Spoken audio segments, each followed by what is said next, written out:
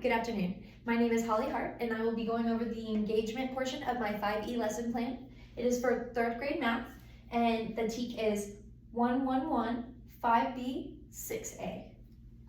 Verbally, that will be to classify and sort 2- and 3-dimensional figures, including cones, cylinders, spheres, triangular and rectangular prisms, and cubes based on attributes using formal geometric language.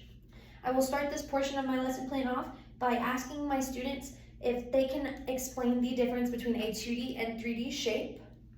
Hopefully one of them will be able to explain that it is depth. If not, I will go on to further that it is a 3D shape is a 2D shape with depth. This makes it stick out into the world rather than being flat. We will start off by doing an assignment as a class. And I will have my students pull out their whiteboards and their markers, and we will go over the following shapes. So the first one is a square. I will ask them if they can name the shape. I will then ask them if they can explain to me attributes that I may have, like 4 sides. And then I will ask them what classification they think this is. Is it 2D or 3D? Hopefully they will be able to say that it is 2D. And then we will move on to this one, which hopefully they will know it is a cube and that it is 3D.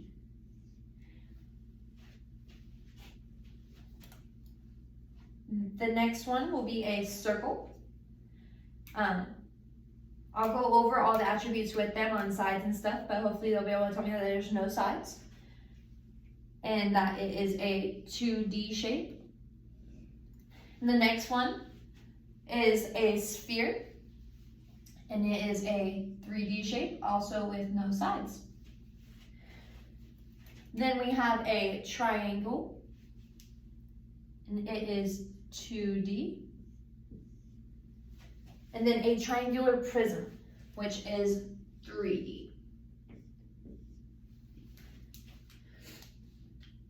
So after we go through these and my students have answered all of them correctly, I will ask them if they notice any similarities or differences between the 2D and 3D shapes. So for example, the square and the cube look a lot alike.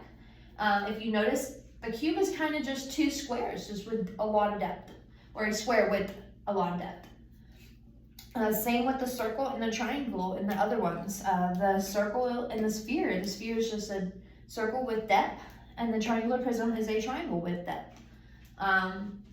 So after this, I will also ask them if they can brainstorm in which ways we use these geometric figures in our everyday lives, such as architecture, design, or art. So those are probably the questions that the students will be asking themselves internally, like how can we tell the difference between these geometric shapes or figures, and how do we use these in our daily lives?